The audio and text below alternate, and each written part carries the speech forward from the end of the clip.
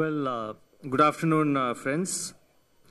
As you are aware, the G20 summit for 2018 started on 30th November yesterday, and today it is concluding. The Prime Minister of India has participated in all the sessions which have been held so far, and the Prime Minister has, first there was a retreat of the leaders in which the Prime Minister participated and he spoke. The retreat of the leaders was exclusively for the leaders, and then there was a session on putting people first. That is the theme of the session, putting people first, global economy, future of work and women empowerment. That was the first session. Then in the second session, there were two parts. One part was held yesterday, the second part was held today morning. And yesterday's session 2 on the theme of building consensus, international trade, international finance and tax systems. The Prime Minister of India also intervened and he spoke during that session. And today, in the third session, that is in the last session, which is on embracing the opportunities, infrastructure, energy transitions, sustainable food for future, the Prime Minister also would be speaking now. And basically from the point of view India, we had decided to highlight certain issues, and the Prime Minister has in his interventions very effectively put forth India's point of view on these issues. The first issue which Prime Minister of course pointed out was that this is the completion of 10 years of G20 and the achievements which G20 has attained over the last 10 years. And the Prime Minister highlighted, in particular he mentioned about the G20 cooperation resulting in restoration of growth, revival of growth post 2008. He also spoke about the role of G20 in carrying through the 14th General Quota Review of the IMF, the role which G20 played in operationalizing the BEPS, that is base erosion and profit shifting, which is related to international taxation, and also the automatic exchange of information on tax matters. The G20 has played major role in these things. There are other areas also, but these are the main points which the Prime Minister highlighted. The Prime Minister also highlighted the current challenges which the global economy, especially the emerging market economies, face. He highlighted on the threat of increasing financial vulnerabilities, mainly arising from the policies of advanced economies, the monetary policy of advanced economies, oil price volatilities. He also emphasized and spoke about the unsynchronized policies of advanced economies and the uneven pace of revival of the economy of various countries. The Prime Minister talked about the escalating trade tensions and its resultant and the collateral damage it causes to the least developed countries and to the other emerging economies. As regards the way forward, the Prime Minister emphasized on the need for a proactive and reformed multilateralism. He talked about various multilateral institutions and stressed that they need to adopt the policy of a proactive and reformed multilateralism, basically to activate the various multilateral channels, whether it is the IMF, whether it is the FATF, whether it is the other various multilateral channels, international multilateral channels, and of course, the United Nations, and last but not the least, the G20, of course. That was one of the important points. And the Prime Minister at length also highlighted and stressed the importance of price stability of crude oil, because any instability in crude prices causes a lot of pressure. It causes a lot of pressure and puts a lot of pressure, especially on domestic economies, to adopt their economic policies because of price fluctuations. And such price fluctuations put a big pressure on the budgetary resources and the domestic finances of the emerging economies. Another important point which the Prime Minister highlighted is the need for to bring about reforms in the WTO. The Prime Minister stressed that reforming the WTO is very important, and he also highlighted it's necessary that it is not only important, but it is necessary to carry forward the dialogue on trade in services and promoting the global value chain in the agricultural sector. And he emphasized that it's very important that countries immediately join the automatic exchange of information. India has already started sharing information with more than 60 jurisdictions, and the Prime Minister stressed that there should not be any shifting of the timeline, and all countries should join the automatic exchange of information, the multilateral agreement, and start sharing information. One very important point which the Prime Minister highlighted relates to the need to adopt a 9-point agenda on a 9-point action plan on fugitive economic offenders. As you know, India has already enacted a law on fugitive economic offenders, keeping in mind the need for their early repatriation back into India, not only the repatriation of such individuals, but their illegally acquired assets. In this connection, the Prime Minister spelled out a 9-point agenda for global cooperation against fugitive economic offenders. I think the 9-point agenda has already been shared, or we will share it with you. So I'm not going into the details of that 9-point action plan. You may recall that last year in Hamburg, the Prime Minister had, again, thanks to the initiative taken by our Prime Minister, an 11-point agenda against terrorism was adopted.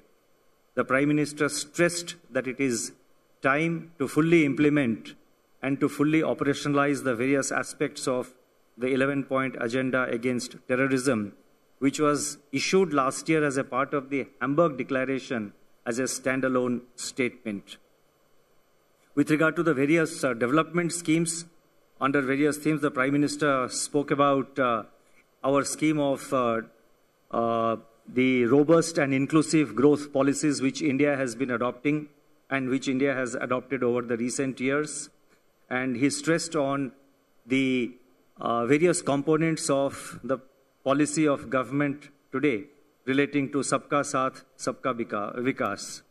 And he explained about the various policy interventions and reforms which India has undertaken. He highlighted about the efforts taken with regard to harnessing the transformative technologies, that is robotics, that is big data analytics, education technology, fintech, Industry 4, etc.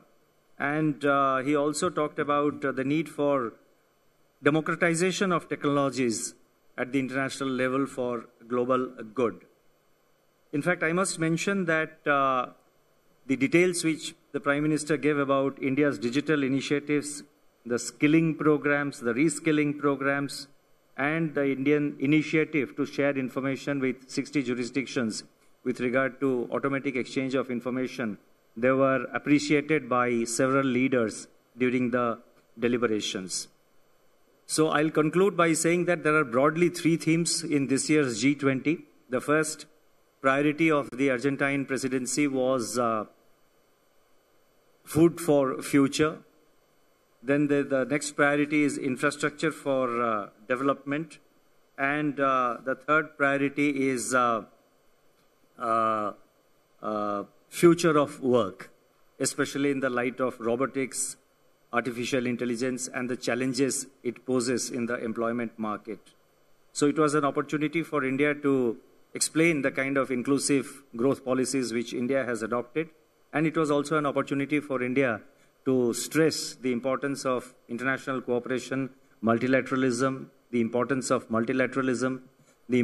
of having a rules-based international trading system, and to have policies which are broadly inclusive. So I'll stop here, and if there are any questions, I'll just take a few questions. Yeah. Just a second, I've got a mic here, so maybe it's better if you... Thank you very much. Nick Schifrin from PBS NewsHour, based in Washington. Thank you for doing this.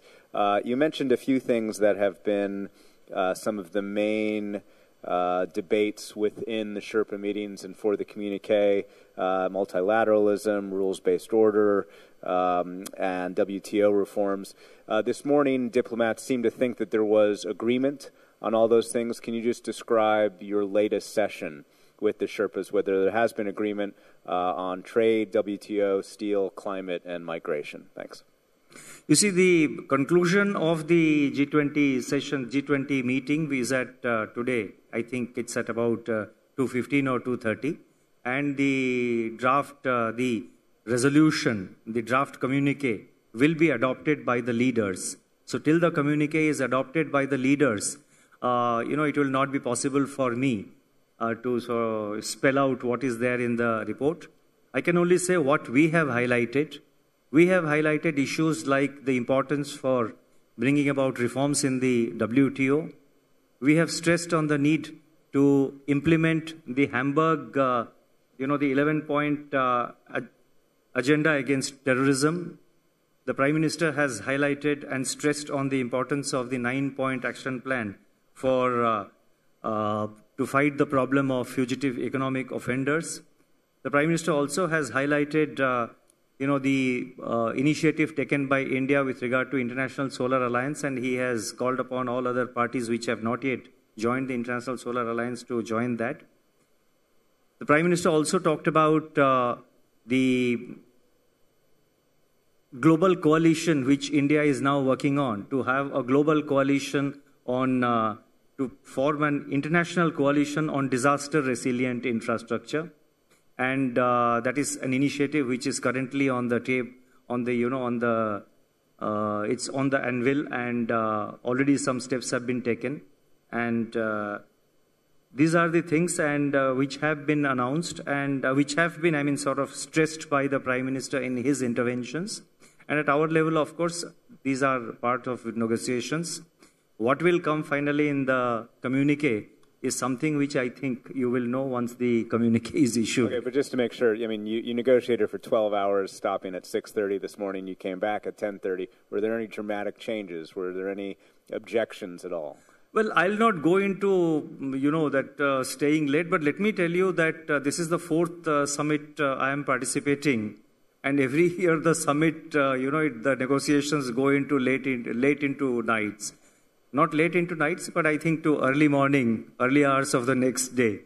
So this is nothing new. It has happened earlier also. Yes. Hello, yes. Angela Charlton from the Associated Press. You mentioned some issues that are sensitive for the United States. How did the U.S. negotiators respond to these concerns from India, and how did the U.S. President respond to these statements by the Prime Minister? It will not be fair on my part, to sort of mention about who said what in a negotiation process, because that is held in closed doors. So it's not fair on my part to say who said what and how the negotiations are proceeding. It won't be proper it won't be appropriate. So I'll not be able to reply to that question. So some have said the U.S. was resistant to several of these points. Would you agree that they were resistant or they were more No, I won't enter into a value judgment, whether somebody was resistant or somebody was positive. These are all parts of negotiation. Any negotiation, there will be always contentious issues on which, and when there are 20 members sitting there, there will be different points of view. The effort is always to come to a convergence. A separate question then. Did the Prime Minister talk to the Saudi Crown Prince, notably about the question of oil price stability or about the question of the killing? I think on the bilaterals, I think Foreign Secretary has already given separate briefing. So I will not be able to talk on the bilaterals because I was not part of that. So the Foreign Secretary, I think, has already given some bites on that. Okay. Did you talk to the Saudi Sherpa about oil price stability? Sorry? Did you talk to your Saudi counterpart about oil price stability? All issues which I mentioned are discussed in the negotiations. All issues are discussed in the negotiations. At the end, where we converge, that finds place in the communique. I think we'll take just one more question and then conclude. because I have to go for the... Hi, sir. Siddhant from Beyond. My question is on the issue of terror. How much India focused on this issue, the issue of terror, because we know our part of the world has suffered a lot because of the issue of terror, especially on financial terrorism? You see, already the FATF, a lot of action is happening under FATF, and that has been discussed in the finance track. We have the finance track also of the negotiations, the role of the FATF and the role, the results of the FATF action that was discussed in the finance track and also in the Sherpa's track. So the outcome you will see when the communique is issued. But it was an important item which was discussed. Hi, my name is Douglas Javier León, Argentina Press. I live in the city of Bahia Blanca. It's the deepest port of Argentina, petrochemical, to export petrochemical products and agriculture products. Can India grow as a buyer of Argentina agriculture products and petrochemical products? No, this is a larger trade issue, and I don't think this is the forum for me to go into this particular trade issue. I have confined myself to the issues which were discussed in the G20. Thank you very much.